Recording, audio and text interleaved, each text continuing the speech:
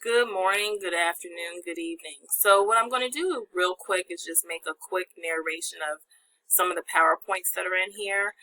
In order to access them, they are going to be through Schoology, but I believe they're going to be switched a little bit so that they can easily be open. But real quick, let me just show you a few things and reflect on the lesson. So the first PowerPoint that you'll see is the one that's related to the health class lesson that we did for 8th graders. Is a digital citizenship lesson. And so as you're going through it, you'll see that there actually is a quick jump to activity or assignment 2. So the health teacher started off with the lesson with a question that he posed to the students, and we used that to get the students started and thinking about and reflecting on best practices or what they think are best practices when it comes to online and prepare for this conversation. I do also need to point out that the health teacher did have the students, she shared with them before we did the lesson, the topic of the lesson, to see if anyone wanted to opt out of the doing the lesson or taking part in the discussion. And it's important for me to point that out because even though they have information that goes home to parents in regards to the curriculum for 8th grade health, there might be students who are uncomfortable with talking about certain things, specifically with this one relating to sexting. If they've had an issue with that in the past, and they might be uncomfortable talking about it in front of their peers who might know about that. So I just wanted to point that out. So he did go over that with the students, and I think there were one or two who did not take part in this part of the lesson. They, went elsewhere and did another did another lesson that was similar to this lesson. So then we highlighted, showed the one of the videos for Common Sense, and we discussed it. It was one of the quicker videos, and then we went to an area where the students had a worksheet that they looked at, and I did put that here, and they were able to go through and talk about it with students at their table. What would they do and how would they react? And they shared it out, and then we went over there actually were some words that we went over to make sure the students were knowledgeable about different things that relate to sexting, making sure that they realized that they could be safe online and not to share personal pictures, and the health teacher was even really good about talking about some of the laws that are important for our young people and people period to think about when it comes to online behaviors. So I just wanted to highlight that, and then I'm going to close out of that and talk real quick about the other lesson that is on this page. So the other lesson that is on here relates to an assignment that I did with the world culture student, teacher. I'm so sorry I called her a student. She was a first year teacher, but she was not a student, she was a teacher. So it was based on the fact that she had students in financial literacy. We have a magnet, and we wanted to have the students get information about Noodle Tools in the 6th grade instead of, because a lot of our 6th graders don't know about Noodle Tools. So we started off there, making sure that they were clear on that.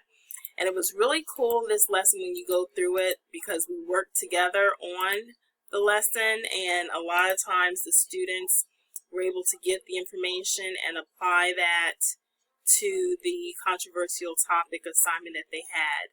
And it was actually a 2-day lesson. I think, if I remember correctly, the first day were 90-minute or 90-minute mod school. So it was 60 minutes for the first lesson or visit, and then it was 60 minutes for the next visit, and then the students came in another time to use Flipgrid to do the reflections and share their controversial topic statements and present it that way. And there was actually a little bit more because we had parents, but let me focus. So the last one that I want to talk about is Mango. So this started because a teacher who was new to our building, a Spanish teacher, was talking about the fact that the students had to take a county assessment.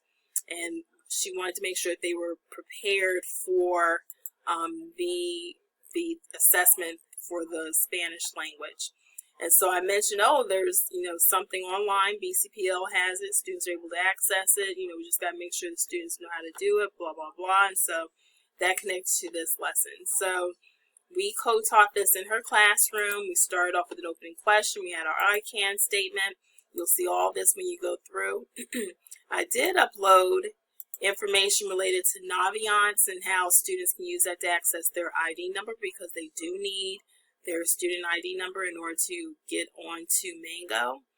And then from there we did this section. So we did this dialogue, and I do need to point out that we presented it.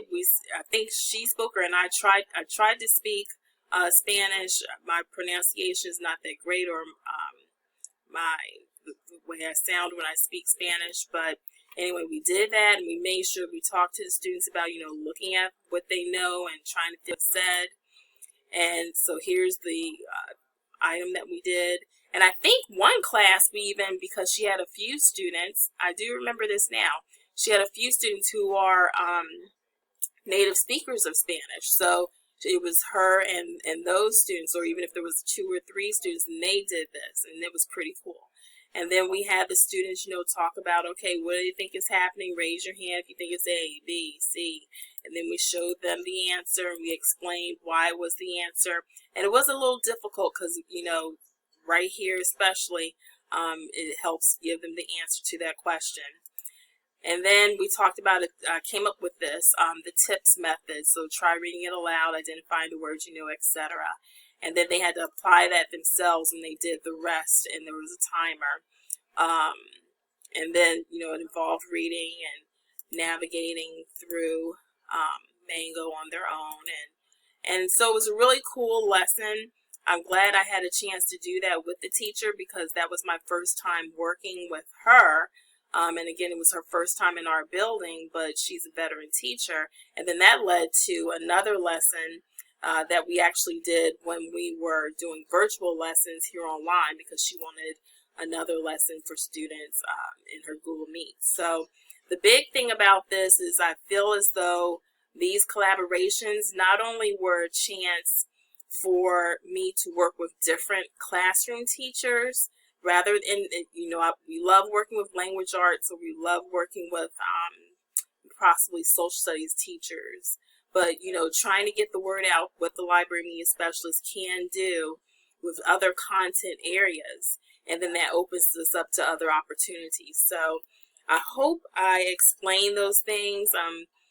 The big thing is, building that rapport and just having those conversations. It might be off the cuff. It might be with the health teacher was a series of emails, to entice him. And he was a veteran teacher who's a veteran in the school building. So luckily, it was part of his curriculum. He was like, hey, yeah, let's do it. And then, go from there. So you just pick and choose, face-to-face, email, both. Just put candy in their mailbox, whatever. Okay, I'll stop talking because this is longer than I expected. Have a good day. Let me know if you have any questions. You can always change things, I believe. I like to put little place areas on the slides so that, we both know when we're presenting who presents. And there you go. Enjoy.